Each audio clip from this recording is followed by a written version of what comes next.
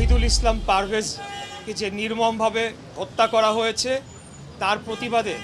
বাংলাদেশ জাতীয়তাবাদী ছাত্রদল দেশব্যাপী যে প্রতিবাদ কর্মসূচি ঘোষণা করেছে, সেই কর্মসূচিতে আমরা একাত্মতা পোষণ করার জন্য এসেছি। বেসরকারি বিশ্ববিদ্যালয় ছাত্রদলের সভাপতি সহ অন্যান্য যারা বক্তা ছিলেন তারা বিস্তারিত বলেছেন কি ঘটনা হয়েছে, তাই আমি সেই ব্যাখ্যায় যাব না। আমি শুধু যেটা বলতে চাই যে আমার বোঝার মতে বা আমার জানা মতে বৈষম্য বিরোধী ছাত্র আন্দোলন সংগঠনটি তৈরি হয়েছিল প্রায়, আমি যদি ভুল না করে থাকি, 27টি ছাত্র সংগঠনের সমন্বয়ে জুলাই আগস্টে খুনি স্বৈরাচারী ফ্যাসিস্ট